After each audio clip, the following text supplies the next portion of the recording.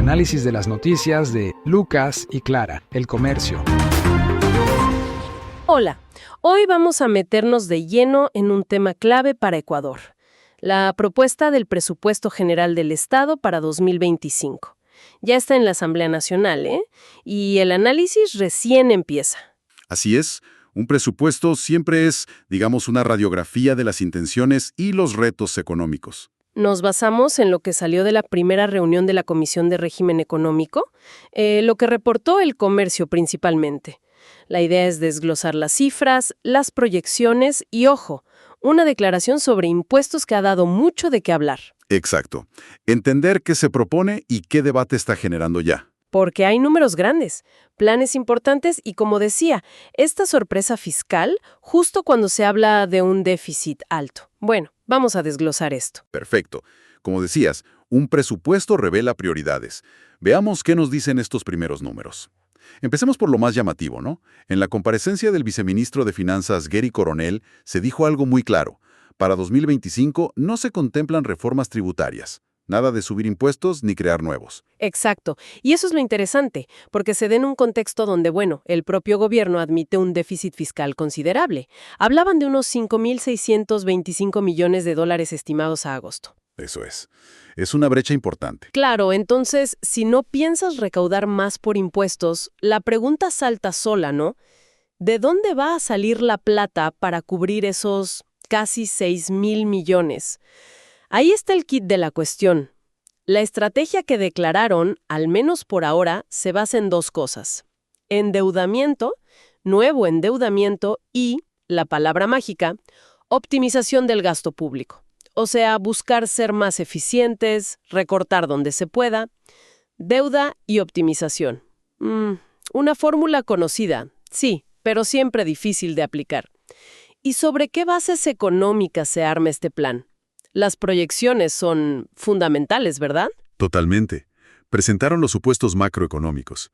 Esperan un crecimiento del PIB del 2.8%.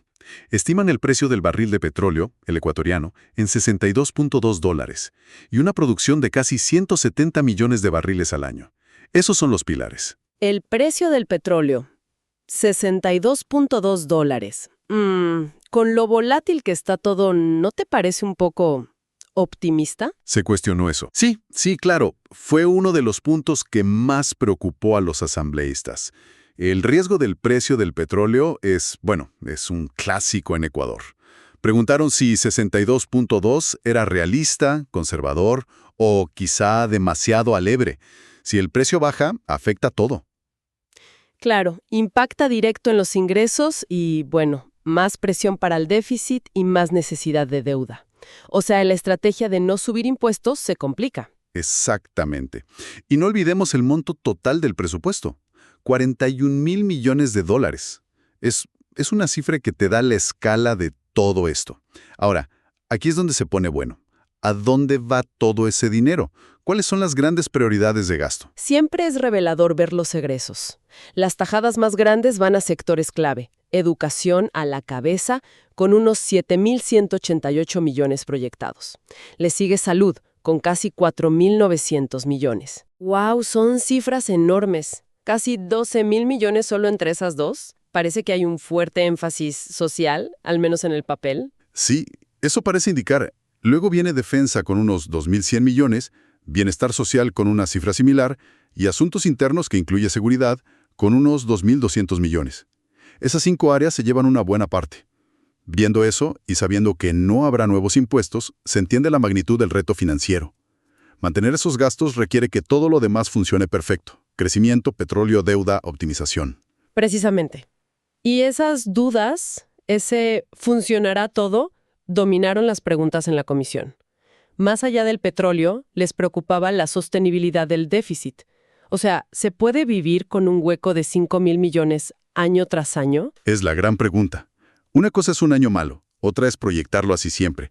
¿Qué más se cuestionó? El manejo de la deuda pública, claro. Si vas a endeudarte más, ¿cómo? ¿A qué tasas? ¿Cuánto costará pagar esa deuda en el futuro? Más deuda hoy es, más carga mañana. ¿Y sobre la famosa optimización, dieron algún detalle? Porque suena bien, pero llevarlo a la práctica... Parece que no hubo detalles muy específicos en esta primera vuelta, más allá de la intención, pero fue interesante que algunos asambleístas propusieron cosas como fusionar ministerios para buscar ahorros. La presión por ahorrar va a venir de todos lados, parece. Entiendo, o sea, el debate va más allá de los números, toca la estructura del Estado. Correcto.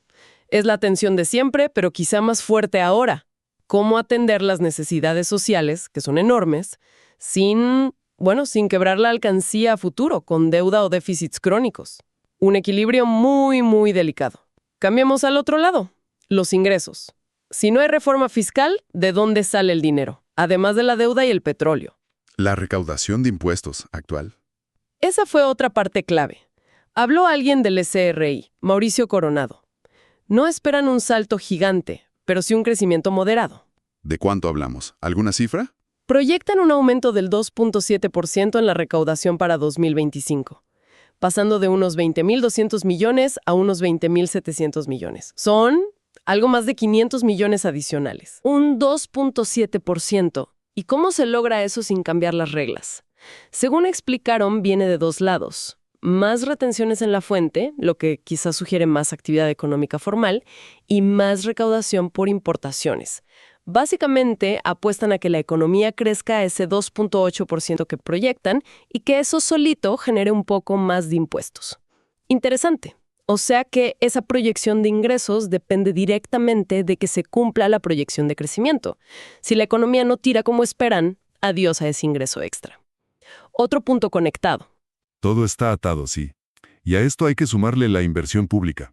La viceministra de Planificación, Jocelyn Corrales, presentó el Plan Anual de Inversiones. ¿Y qué dice ese plan? Va en línea con el gasto social que mencionabas. Incluye 468 proyectos en total. Y sí, parece que sí. La mayoría, 308 de ellos, son del ámbito social. Escuelas, hospitales, ese tipo de cosas, supongo. Más de 2/3 en lo social. ¿Y el resto? Le siguen proyectos de ambiente, unos 69, luego economía y empleo, con 44, institucionalidad con 43 y unos pocos de gestión de riesgos. Entonces la inversión también prioriza lo social y ambiental. Así parece, si juntas todas las piezas. No subir impuestos, depender de deuda y optimización, las proyecciones económicas, el gasto social alto y la inversión también enfocada ahí. Bueno, tienes la foto completa de la apuesta para 2025. ¿Y cuál dirías que es esa foto? Es una apuesta por mantener el gasto social, incluso impulsarlo, financiándolo con un poquito más de recaudación si la economía ayuda, con la promesa de optimizar, que ya veremos, y con bastante deuda nueva. Evitando, eso sí, el costo político de una reforma fiscal ahora mismo. Una estrategia con equilibrios frágiles. Depende de que la economía responda, el petróleo no falle, se posiga la deuda barata y la optimización funcione de verdad. Exacto. Cada punto es una variable. Y ahora la Asamblea tiene que revisar si todo eso es coherente y sólido. Tenemos un presupuesto 2025 que gasta bastante, sobre todo en lo social, reconoce un déficit grande, pero dice no a nuevos impuestos. La confianza está puesta en las proyecciones económicas, en conseguir más deuda y en esa optimización del Estado. Un camino que puede salir bien, pero con riesgos claros si las cosas no van como se espera. Y el reloj corre. La Asamblea tiene 30 días para analizar, proponer cambios y decidir. Viene un mes movido en Ecuador. Sin duda. Y todo esto nos deja una pregunta final, ¿no? Algo para seguir pensando. Esta estrategia de deuda más optimización, sin reforma tributaria, ahora, se entiende políticamente a corto plazo. Pero la pregunta de fondo es, ¿y a mediano plazo? ¿A qué te refieres? La sostenibilidad. Exacto. Depende mucho de cosas que no controlas, como el petróleo, y de algo que cuesta mucho hacer bien, que es optimizar el Estado de verdad. Entonces, la pregunta que queda flotando ¿es esta una ruta sostenible? ¿O solo estamos, pateando el problema para adelante? ¿Veremos ajustes más duros después si la economía cambia? ¿La deuda pesa mucho? ¿O la optimización no da para tanto? Esa es la gran incógnita. Una pregunta muy pertinente, ¿sí? Seguramente estará en la cabeza de muchos estas semanas. Si este análisis les pareció útil, si les interesó, les agradecemos mucho que se suscriban y lo compartan. Nos ayuda a seguir haciendo esto. Hasta la próxima. Comenta, suscríbete y comparte. Más información en www.elcomercio.com.